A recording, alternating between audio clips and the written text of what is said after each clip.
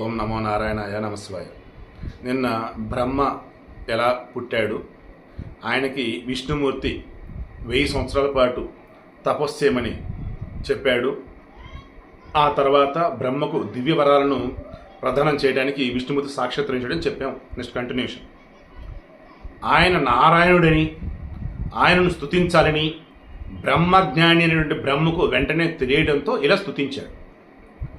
చతుర్భుజుడవై, అనేక నేత్ర కమలుడవై, వక్షస్థలంపై శ్రీవత్స చిహ్నంతో సుశోభితుడవై, కంఠమందు కౌస్తవమణి మాలాలంకృతుడవై, అత్యంత ప్రసన్న ముద్రతో, కరుణ తొనికిసలాడు నయనాలతో నాకు దర్శనమిచ్చిన నారాయణదేవ నీకు నమస్కారం.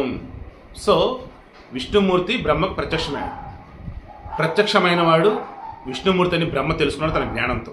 దెన్ చతుర్భుజుడివై, 4 చేతులు గలవాడివై, నేత్ర కమలుడివై అంటే పువ్వుల్లాగా ఉన్నటువంటి కళ్ళు కలిగి ఉన్నవాడివై, వక్షస్థలంపై శ్రీవత్స చిహ్నంతో సుశోభితుడివై, హృదయంలో శ్రీలక్ష్మీదేవి ఉంటుంది కదా, లైక్ ఆ చిహ్నంతో ఉన్నవాడివై, కంఠమందు కౌస్తవమణి, ఆయన మెడలో ఉండేది కదా దాన్ని కౌస్తవమణి అంటారు, మాలాలంకృతుడివై, అత్యంత ప్రసన్న ముద్రతో చాలా ప్రసన్నంగా చాలా ప్లెజెంట్గా, కరుణ తొనికిసలాడు నయనాలతో, ఆ కళ్ళల్లో మొత్తం కరుణ కనిపిస్తుందన్న ప్రేమ.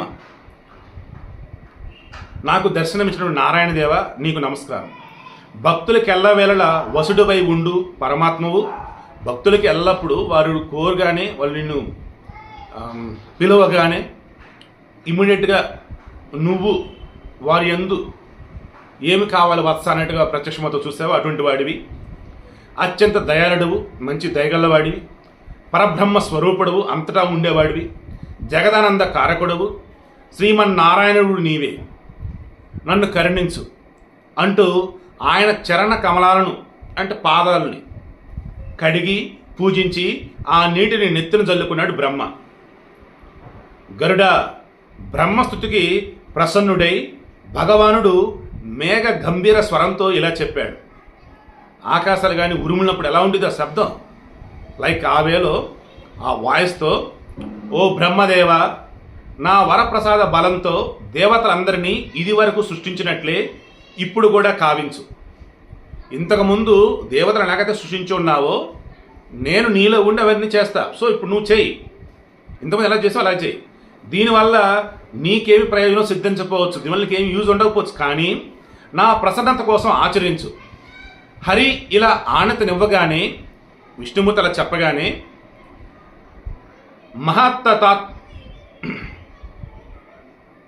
మహత్తరాత్మకుడైనటువంటి బ్రహ్మ ముందుగా జీవకోటికి అభిమాన పాత్రుడైనటువంటి వాయుదేవుని సృష్టించాడు. సో మనకు బతకాలంటే ముందు గాలి కాదు కదా. సో విష్ణుమూర్తి అలా చెప్పడానికి బ్రహ్మ ఏం చేశాడు, తనకున్నటువంటి పవర్స్తో ముందు గాలిని సృష్టించాడు. ఆయన ఏ సృష్టికి ప్రథమ పురుషాత్ముడు. సో మొట్టమొదటి పురుషుడు అంటే వాయుదేవుడు. తర్వాత బ్రహ్మ తన కుడి చేతి నుండి బ్రాహ్మణి, లోకేష్ వాళ్ళ భార్య పేరు ఉంది కదా బ్రాహ్మణి. సో ఈ వేళ అనుకోవచ్చు. బ్రహ్మ తన కుడి చేతి నుండి బ్రాహ్మణి, భారతి అను పేర్లు గల దేవీమణులను సృష్టించాడు. బ్రాహ్మణి, భారతి అను పేర్లు గల దేవీమణులను సృష్టించాడు. ఎడమ చేతితో సత్యపుత్రుడైనటువంటి అగ్నిని సృజించాడు. అగ్ని అంటే ఏంటి, అగ్ని మీద ప్రమాణం చేసి చెప్పండి. అగ్ని అంటే పుణితమైనది, పవిత్రమైనది అన్నట్టు. ఆపై కుడి చేతితో అహంకారాత్మకుడు హరుని సృష్టించున్నాడు, అంటే శివుణ్ణి అన్నట్టు. తరువాత శేషనాగ, గాయత్రి. ఈ గాయత్రి మన గాయత్రి మంత్ర దేవత కాదన్నట్టు. మంత్రదేవత గాయత్రి పురుష శక్తి. సో ఇక్కడ వచ్చి స్త్రీ శక్తి అన్నట్టు అనుకోవచ్చు. వారుని, సౌపర్ణి, ఇంద్ర, చంద్ర, కామధేనువులు, ఇంద్రియాభిమాన దేవతలు, మను, శతరూప, దక్ష, వశిష్ఠాది ప్రజాపతులు, కశ్యప, ఆదితి, వశిష్ఠ మహాముని, అటువంటి బ్రహ్మజ్ఞానులే అయిన మరికొందరు ఋషులు, కుబేరుడు, విశ్వక్షేణుడు, పర్జన్యాది దేవతలు బ్రహ్మచే సృష్టింపబడ్డారు. గరుడ, నా కృప వల్ల పరమ సమర్థుడైన బ్రహ్మ ఇంతటి సృష్టిని అలవోకగా చేయగలిగాడు. సో విష్ణుమూర్తి బ్రహ్మను సృష్టించాడు. బ్రహ్మ ఎవరెవరు సృష్టించాడు ఏంటనేది మనం ఈరోజు డిస్కస్ చేస్తాం. రేపు రిమైనింగ్ అంశాలు డిస్కస్ చేద్దాం.